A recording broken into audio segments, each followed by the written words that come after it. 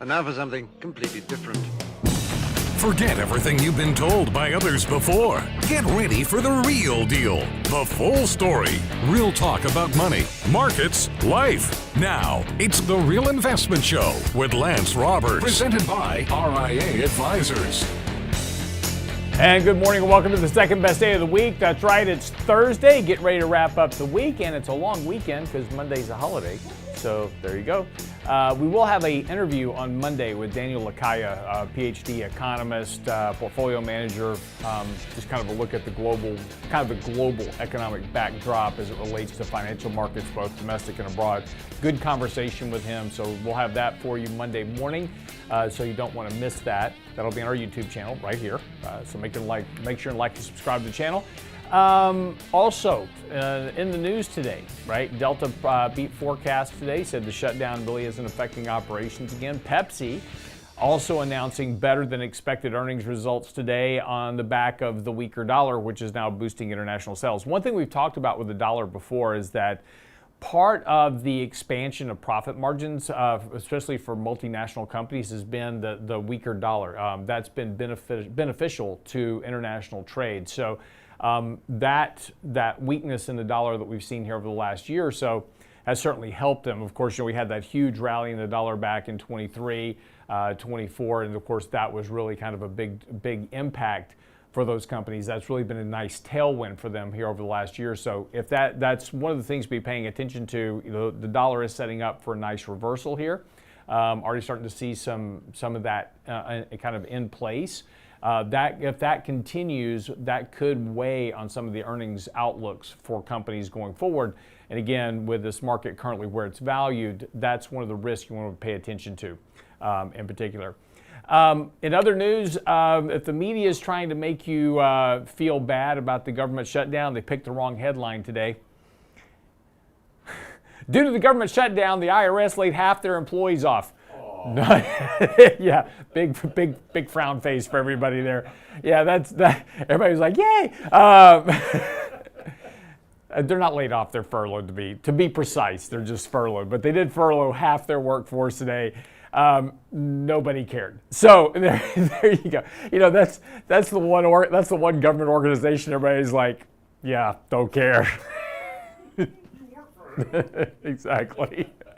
Didn't want to pay taxes this way anywhere. Good news is your audits are likely going to go down this year. So I'm not suggesting you cheat on your taxes. I'm just laying out the facts. Anyway, just teasing.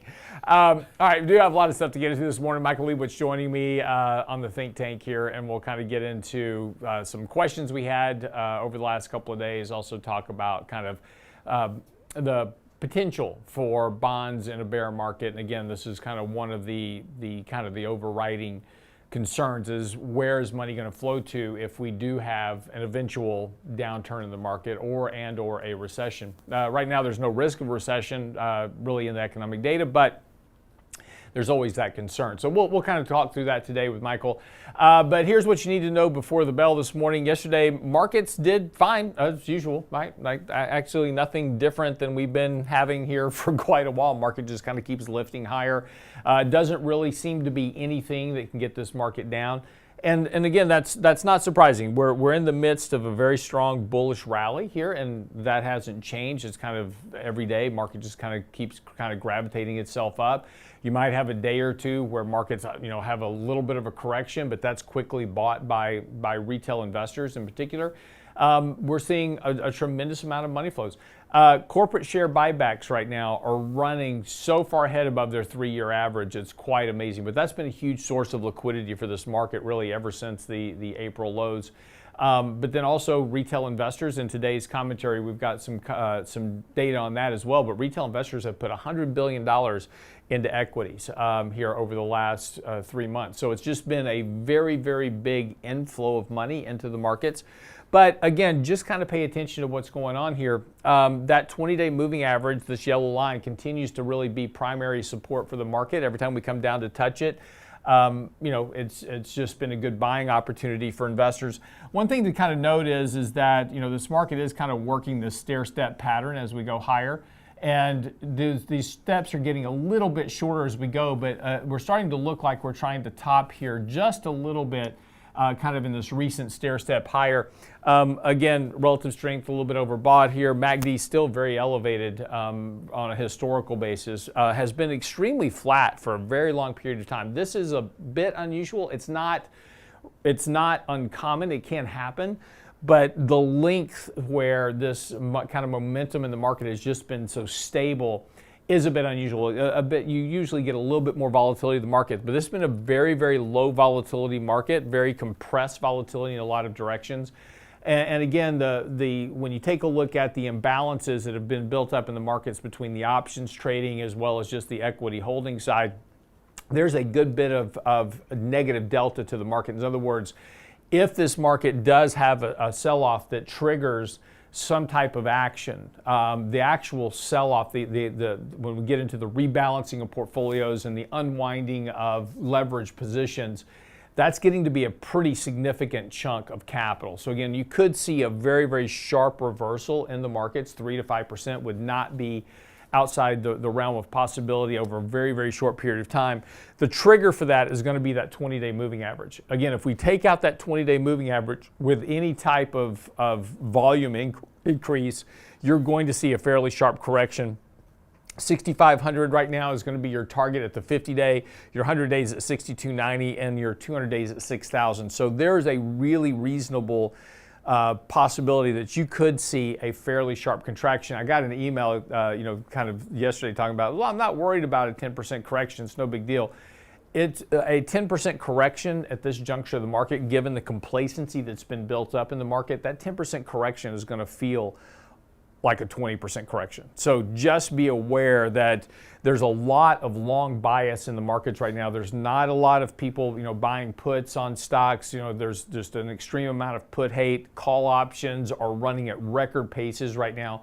That's okay. There's nothing wrong with that, but that type of setup for the market is just very fragile. And so it won't take much to cause an unwind in the market. So just continue to manage your risk, take your profits, rebalance your exposures, those type of things.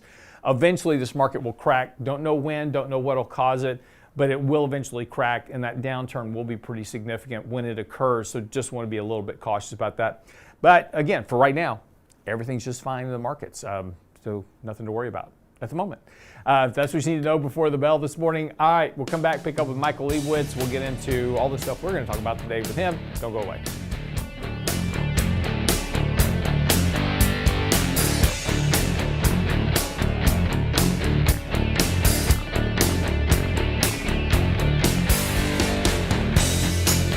Catch the best of The Real Investment Show anytime, anywhere from iTunes. Download podcasts of The Real Investment Show from iTunes.com.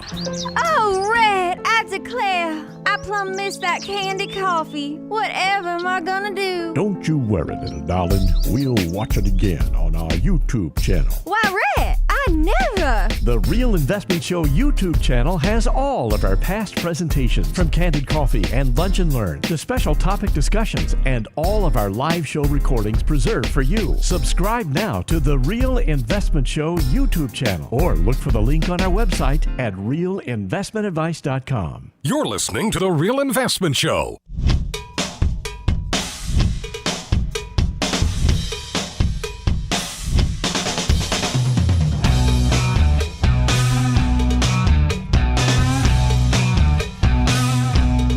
Back to the show this morning, of course. Michael Lebowitz joining me this morning as well, just to talk about all things relating to the markets this morning. Mike, how are you? Doing great, Lance. Thank you. Good. Mike is also filling in for me this week with the Thoughtful Money interview with Adam Taggart. So if you also watch Thoughtful Money, you'll also get another dose of Michael this weekend. So it's all Michael all the time. So that's a lot of punishment. 2 doses of Michael. I know. That's right. That's right. So just a couple of things. Just I just thought we'd just kind of start off with just talking a little bit about the markets and kind of what's going on. There's over the last couple of days, you and I wrote about this in last weekend's newsletter. You kind of mentioned it a couple of times, this week as well, talking about OpenAI, and of course, this kind of circular investment that's going on between these companies. And there was a really, really good graphic out this morning, and this is kind of the ongoing concern right now with the markets is that this is we're in this AI bubble. Everybody's very excited about what's going on with the AI bubble, and now these companies have seemed to create kind of this money glitch, kind of this infinite money glitch going on between these companies. Here's a graphic that was put out this morning. I don't know if Mike can see this or not, but it's just talking about how Nvidia, which is at the center of the circle, is basically fueling all these other companies. And, they made an investment into Intel, and then they make an investment into CoreWeave, and then CoreWeave makes an investment into, somebody else, and OpenAI, makes an investment, and Oracle makes an investment, and they're all just kind of circling the same money between each other within this kind of circle of companies. And so the question is, so this is great, right? This is all happening right now, but this is all on the assumption that revenues actually show up at some point in the future, go ahead. It's also on the assumption that one of those bigger circles don't fail. Mm-hmm. Right. I'm jumping right in here because I've been looking at, there have been quite a few graphics all showing the same thing. Money going from one company to another, which is going to another company, and it's all kind of self-feeding itself. And it is a lot of money. And the concern is that one of those big circles, OpenAI, AMD, Nvidia, CoreWeave, fails in some way, monetarily, which, I'm not sure we can expect that from Nvidia, AMD, but OpenAI is losing hundreds of billions of dollars. Mm-hmm. CoreWeave, I don't think, is making money yet. But then there's also failure from a technological perspective. What if OpenAI just doesn't have the product, right? What if Nvidia chips are no longer the chips? What if AMD can't make those chips that OpenAI wants? So, it's great that it's all self-funding and it's helping all those companies, but it's also creating a weak link for all of those companies in that circle. And that's both the circle is a benefit, but it introduces risks to many of those companies, some of which could be bankruptcy for the smaller circles, and some could be pretty bad earnings or, much lowered expectations, which would show up in the stock price. Well, I thought it was interesting. Yesterday, the CEO of CoreWeave did an interview with Jim Cramer, and Jim Cramer asked him about the circular investment that's going on with these companies, and he just basically said, he says, "Well, this is his quote. I'm going to read it to you. The reality of the situation is really large, really important technology companies across the space are buying infrastructure to deliver it to their clients: Meta, Microsoft, Amazon, Google." I mean, the largest tech companies in the world are purchasing this infrastructure because they have demand. There's nothing circular about that. Well, that's not really the case. They have some demand right now, but most of this is based on hopeful future demand. And it's just a lot of this is getting done. As we talked about before, Oracle is making this investment into OpenAI, and OpenAI is getting investment from Nvidia, which is making an investment into Oracle, and to build these data centers aren't even built yet. And for instance, you and I have talked about the power problem with these data centers, which the data centers that Oracle is committed to build is going to require 2.5 Hoover dams or 4 nuclear power plants. We don't have either one of those to deliver that power capacity. So what happens if we have a bottleneck on power and we can't and this is one of the risks, right? And probably more of a risk than a company like AMD failing. It's the fact that we try to build these things and yet there's not enough power to actually power them, and so we can't deliver the product at least on time. And so the revenue shortfalls become much larger than what these current expectations are. Right. And it's also a question of revenue recognition. When will they profit from these from all this investment. Will it be over the next few years, or will it be over the next 20 years? This is what caught up the fiber optic companies in the late 90s. They overbuilt. They got ahead of themselves, and the revenue just wasn't there. In time, it was there, but it was too late for those companies. And that's the big risk right now. It's also, where are they going to get this electricity from? There's natural gas. That's great, but you still have to build pipelines, and you have to get it to the right places. Nuclear is not going to be here for 10 years, or big changes in the amount of nuclear energy, assuming that we even start building new nuclear sites. Solar, wind alternatives are the marginal increase in those is minor. So that's not clear. And then the other question is, when will people revolt? Electricity prices are jumping, and it's because of AI. So at what point will the local jurisdiction step in and tell the utility companies they can't charge consumers more because they have to pay for these data centers? And how does that change the economics? Right. So look, all we're saying is this is not pie in the sky and easy money. All they're doing is, picking the money tree. There's a lot of what's and ifs and things that need to be asked. And, again, Jim Cramer's assumptions are very, pie in the sky. That, not to say it can't happen that way, but there is the potential for things to not go so well. Yeah, no, and I think that's look. The reality is that AI is coming. It's going to be here. It's going to be developed. And these things are going to happen.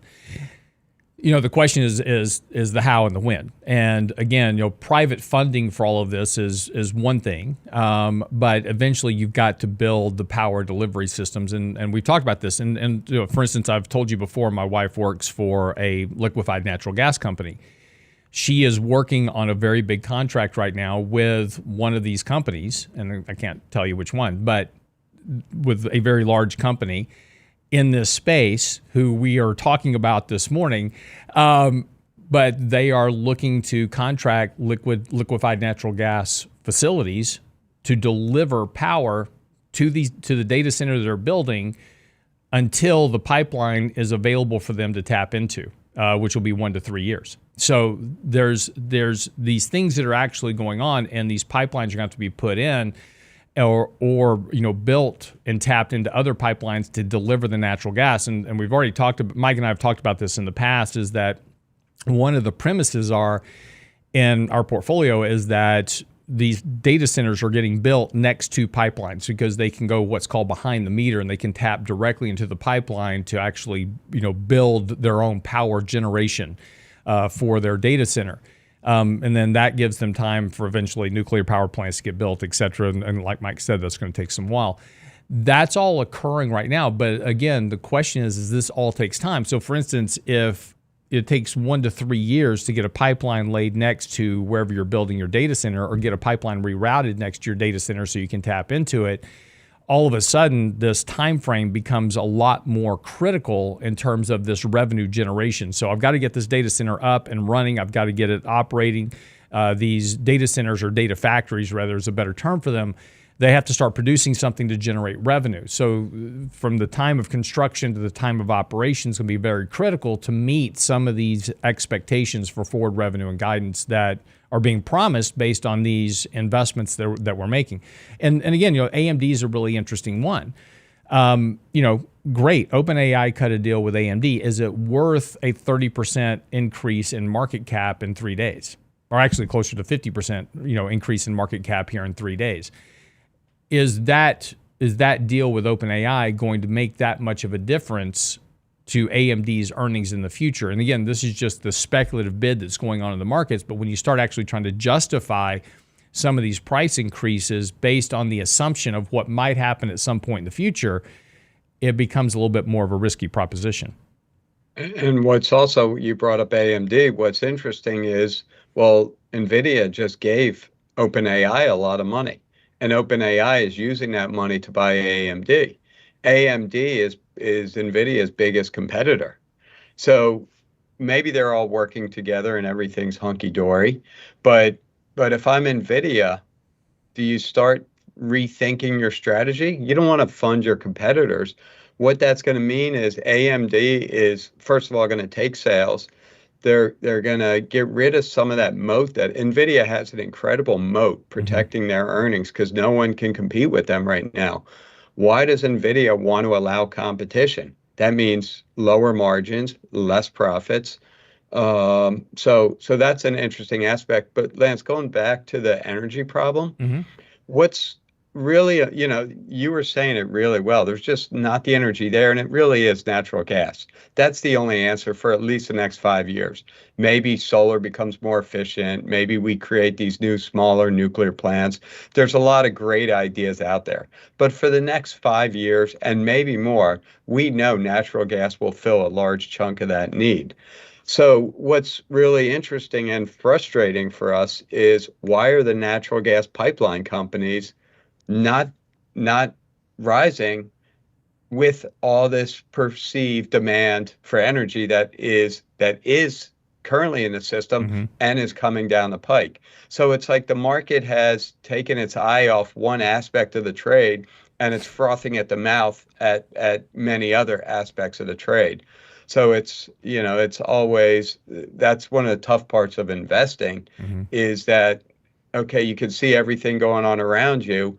Why is something being neglected and something else being expanded probably to some degree beyond its potential?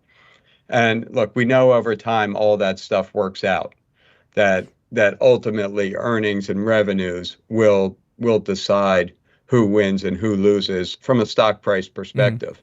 But it's interesting right now watching, some of these energy companies, Bloom Energy, we actually wrote them up in a report a few months ago when we talked about behind the meter solutions.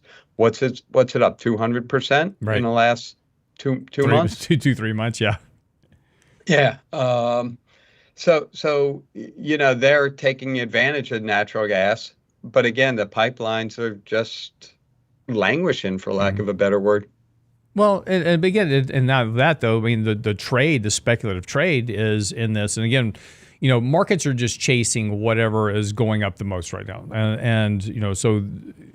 We all want to, and we talked a little bit about this yesterday, we all want to assign a narrative to what's going on. Well, this asset's going up because of this reason and that asset's going up for that. That's just narrative. At the end of the day, it's about supply and demand of buyers versus sellers. And right now, the chase is in, the nuclear stocks. As an example, GE Vernova, Oklo is an example. Those stocks have gone up tremendously because it's like, oh, we've got to have nuclear power to build these data centers. That's great, but that's 5 to 10 years out. Oklo has no sales. They have no revenue, zero revenue. They have no product at this moment to sell. This is all just expectations and hopes that they'll actually build plants at some point and get these things operational. They will, but it's going to be a while. But that's where the money's going. So instead of investing in, a natural gas pipeline company that, generates actual revenue, actually has a dividend, in a lot of cases a really good dividend, right now, instead of buying that, I'm buying the Oklos because those are the biggest short positions. Those have the biggest short squeezes going on. The Bloom Energies are a good example of that. That's driving those asset prices higher. And that's just the speculative nature of the market. That's fine.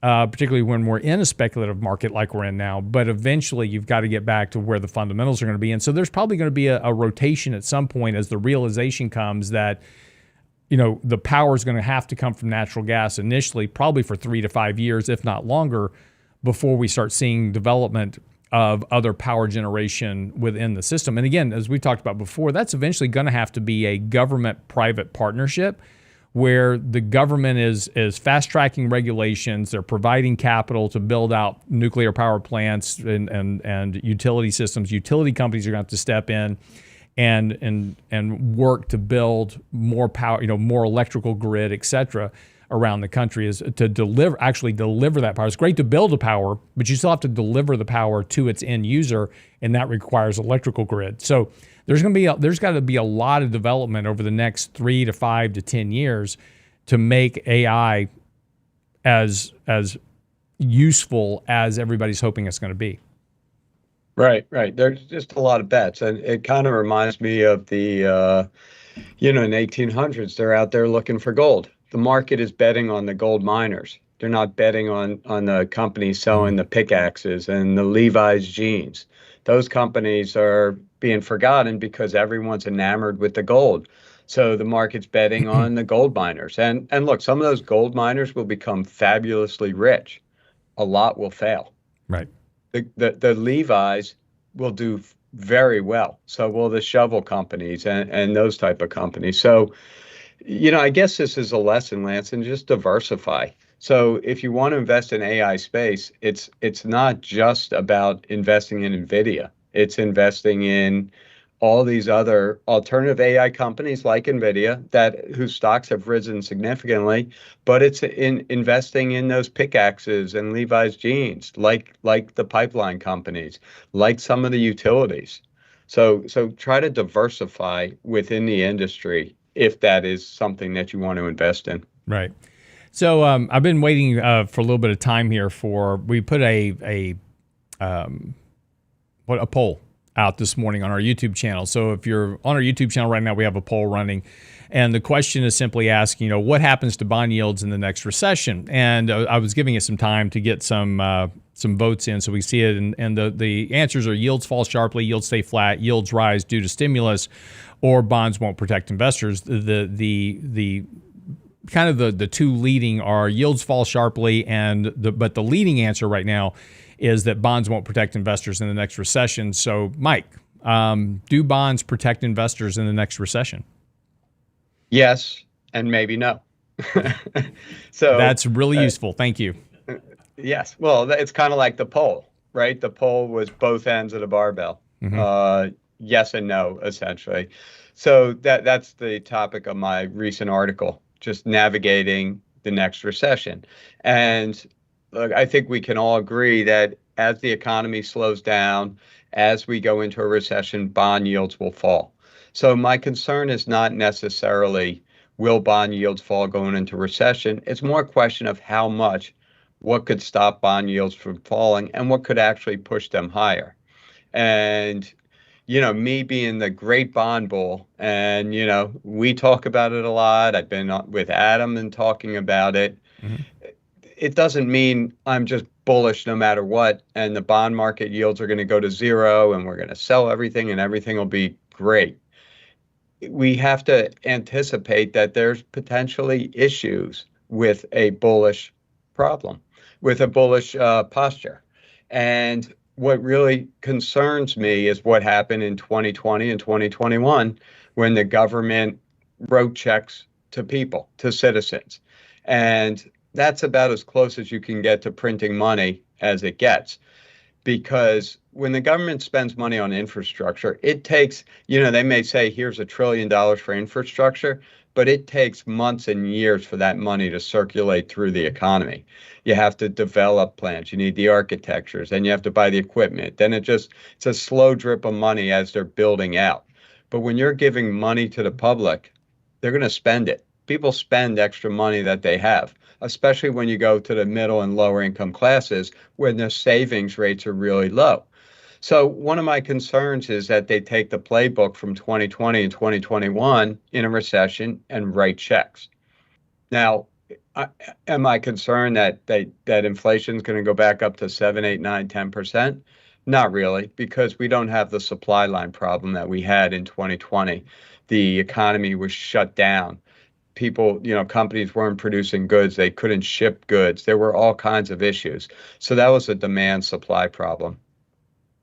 So what I wanted to in this article was, it's kind of another tips 101. What are tips? How do we think about tips? And is that something that could potentially work in your fixed income portfolio as we're getting into a recession? Maybe in a recession when you start seeing what the government is going to do.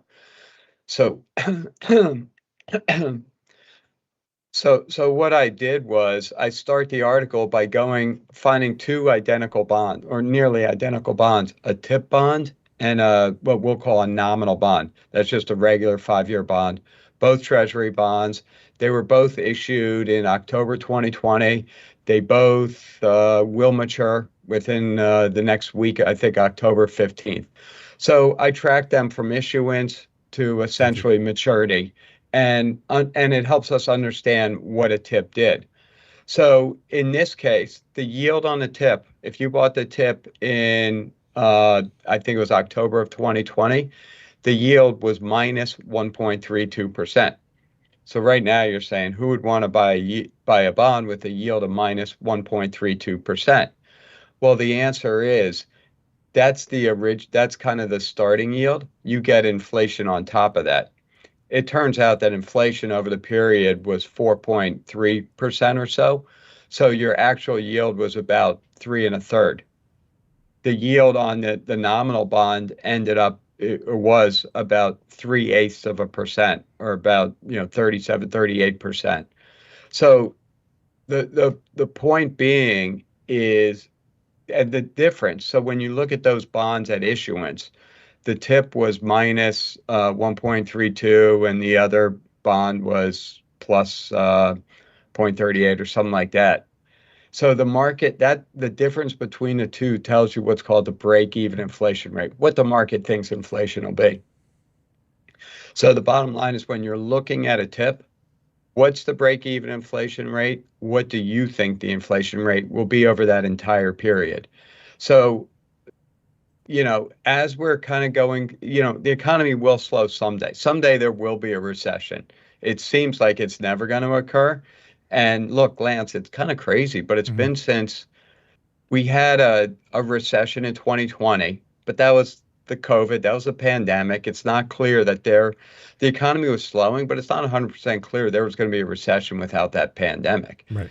And honestly, what did that recession last? A month? Maybe 2? It was 4 months. The NBER will say 3 months because they work quarterly, but I would tend to argue it was probably a month, if not weeks, that we had the recession. The unemployment rate spiked. It came right back down. So since 2008, and if you exclude the pandemic, we haven't had a recession. That's a really long time to go without a recession. That doesn't mean we're not going to have one. We will have one, and yields will more than likely fall. But as they fall, think about tips. Think about the government's response.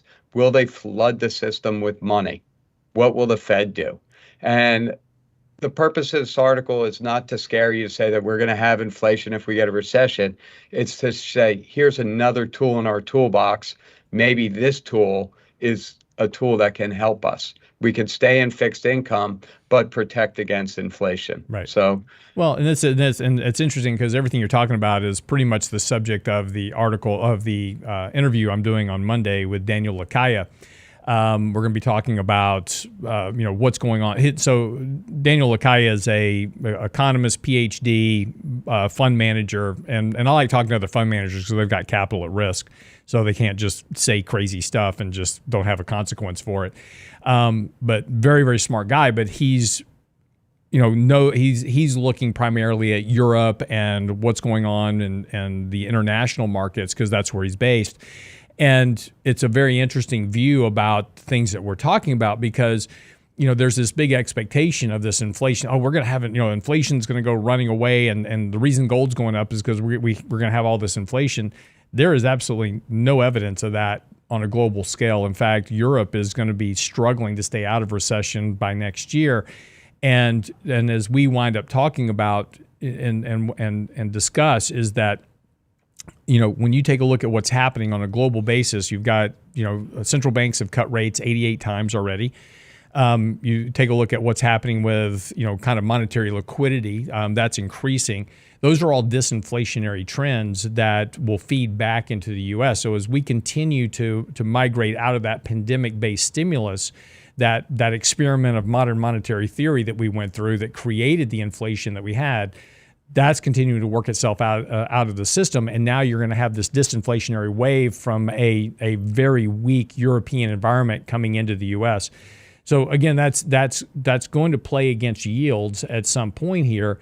And again, as we've been talking about here on the show for the last week or so, I think the real thing that is the out of the box non-consensus trade that's going to occur is a rally in the dollar, because as that economy slows in Europe, money's going to start to migrate back to the dollar to store reserve currency, and that's going to give a boost to the dollar, which could that's probably going to be, because again, there's a very, very large short position against the dollar. That could be the non-consensus trade that nobody's betting on right now. Let me ask you a question, Lance. Sure. Over the last week, how many emails or other questions have you gotten regarding dollar debasement, dollar depreciation, dollar related? Oh, yeah, it's nonstop. Because again, that's the narrative. Even Yahoo Finance this morning, this was in Yahoo Finance's morning thing. Nothing has displaced the U.S. dollar as the world's favored reserve currency, but investors are giving it a shot.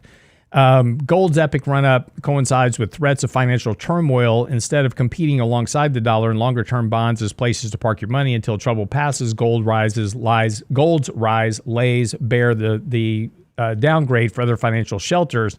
If gold has taken its eponymous metal, there are the losers who have lost the competition, and that's been dubbed the debasement trade. And so this has become even a mainstream narrative, which is always interesting because mainstream narratives never tend to turn out right.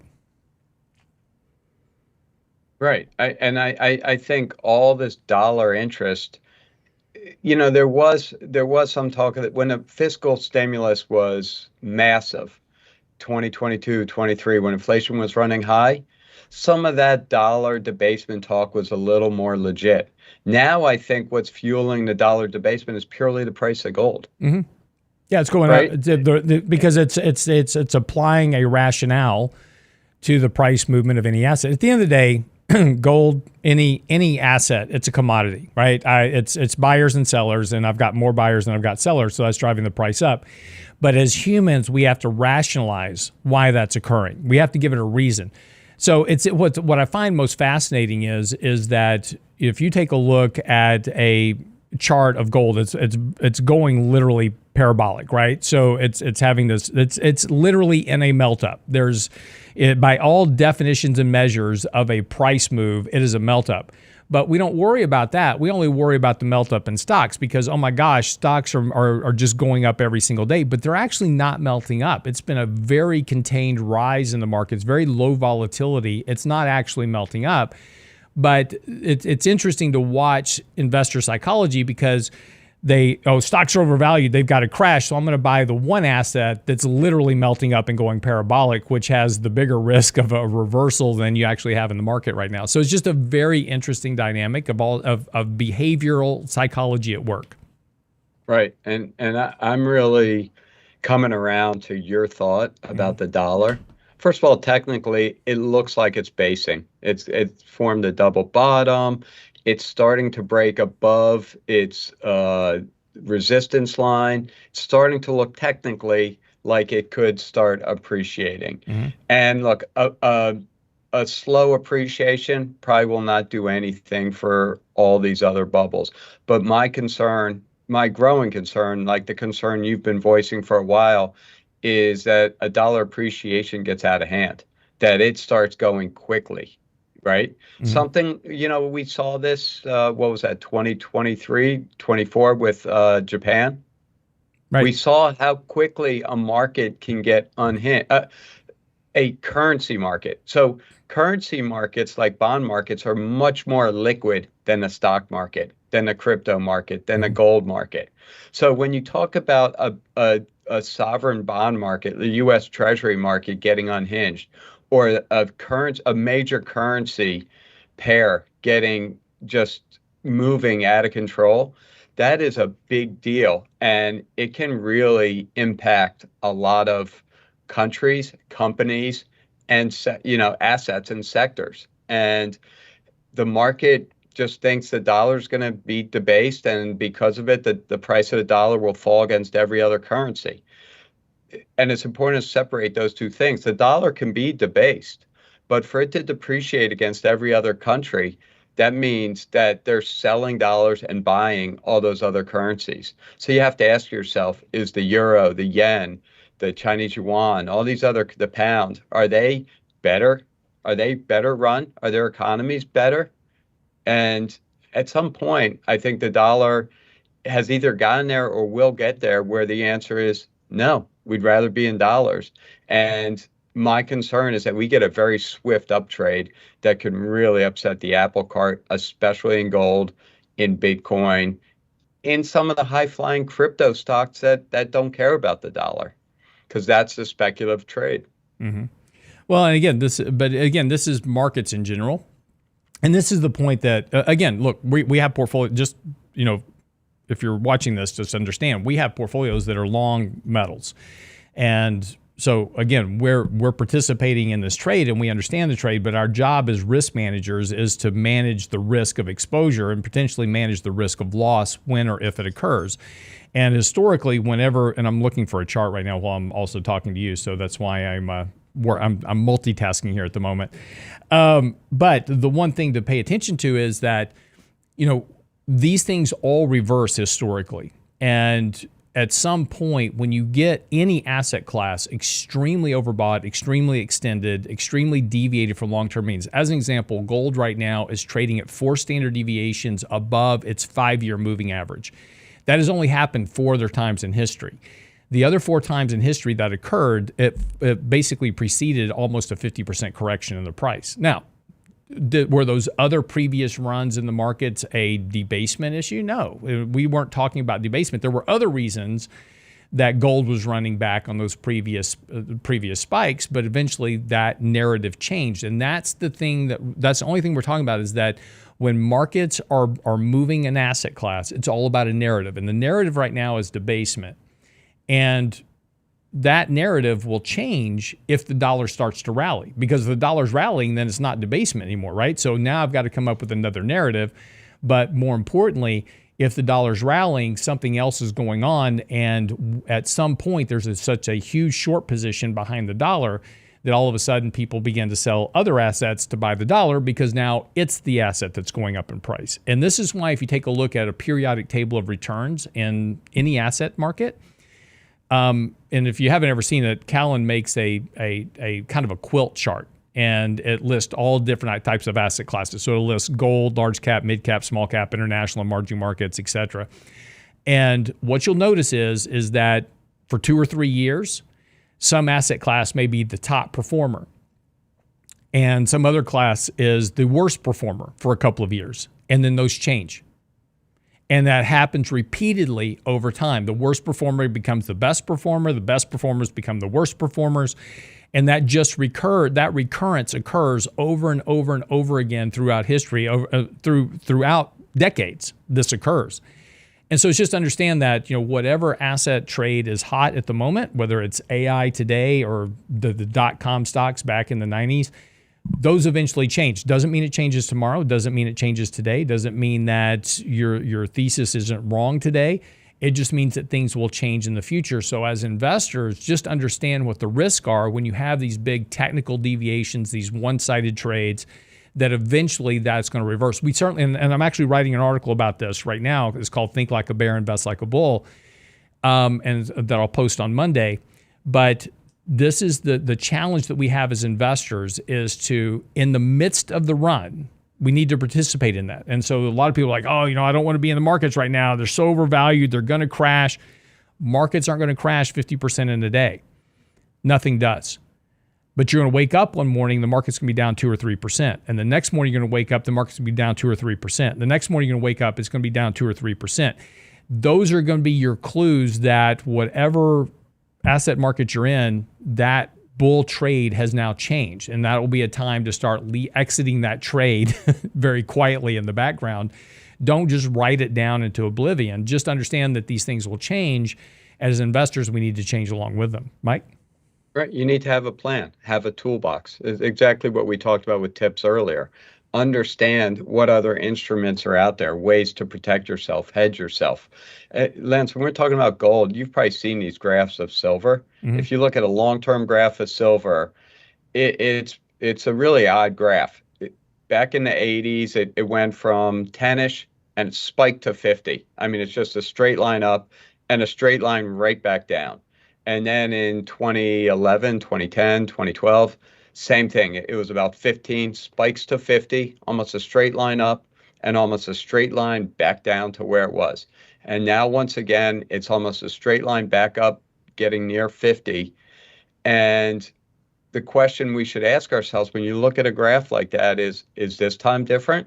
Is it going to 150? Is it going to break through that 50 barrier?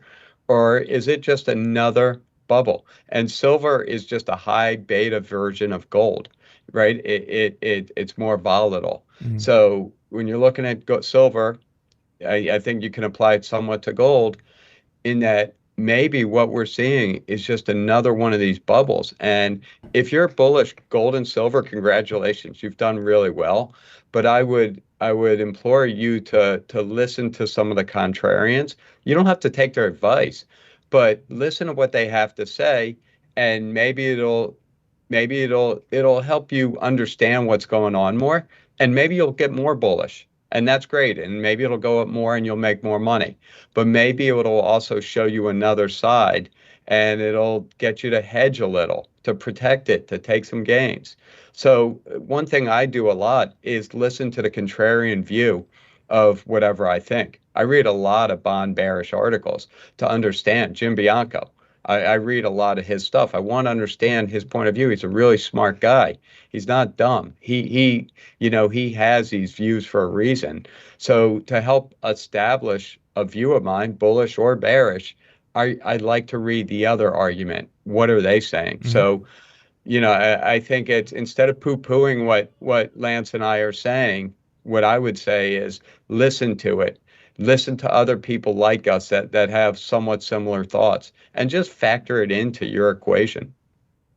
So, and again, that's just kind of the, I was trying to find a chart. There was some comments made about the accumulation by gold by central banks. And actually, central banks have been accumulating gold, but it's not as much as people think it is.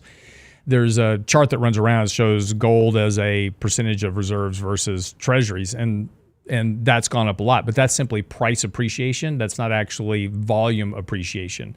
And they are accumulating, and there's no doubt they are accumulating gold, but it's not at the pace that is outside of normalcy. And we've seen these periods in time where central banks have bought gold previously onto their balance sheets, and that's okay. That's a dollar reserve hedge. And again, so if I've got reserve currencies and I'm trying to store dollars, store things in U.S. dollars, which I have to do for trade. Bonds aren't going anywhere right now. They've pretty much been stable here for a while, but gold's going up. So why wouldn't I buy gold that's appreciating in price to offset my dollar risk? Again, and again, when the price of gold reverses, that trade will change, and they will sell gold and they'll buy treasuries, because again, they have to restore these reserve currencies. It's a requirement for these central banks to hold dollars. They have to store it in some form. And so they're not stupid either. They're not going to buy an asset that's going down in price and hold it just because now they're being impacted twice. I've got a falling dollar and a falling asset. That makes no sense.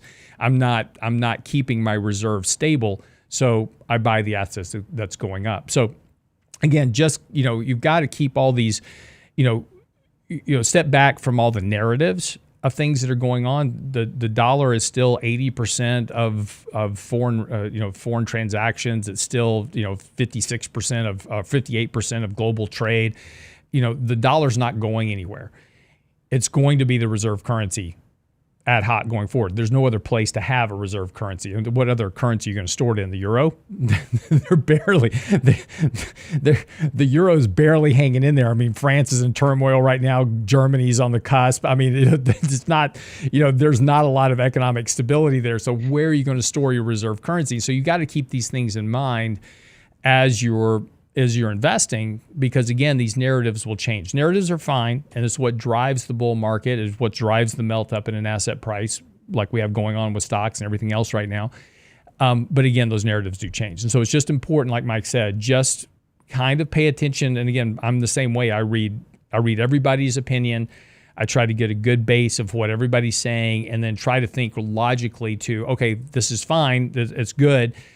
Like I said, we're long gold in portfolios, we're long silver, we're long uranium and other stuff in portfolios. That's great. But eventually, what Mike and I know from years of managing money is that those change. And what I don't want to be caught on is on the other side of this trade when it eventually occurs.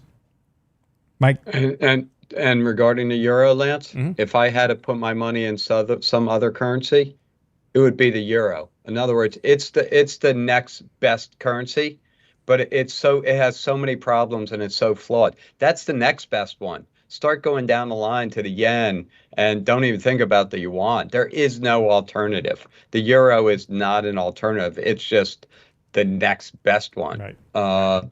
So, again, when people talk about dollar debasement, dollar depreciation, okay, what are you going to do?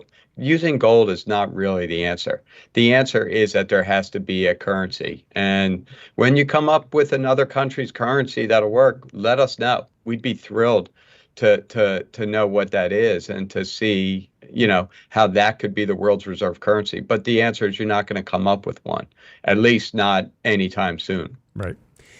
All right, that wraps up the show for the day. Appreciate it very much. Get by the website, realinvestmentadvice.com. Be sure and like and subscribe to the channel this morning. We certainly appreciate it as always. And like I said, Mike's latest article on bonds, will they protect you in a recession? That's on the website right now, realinvestmentadvice.com.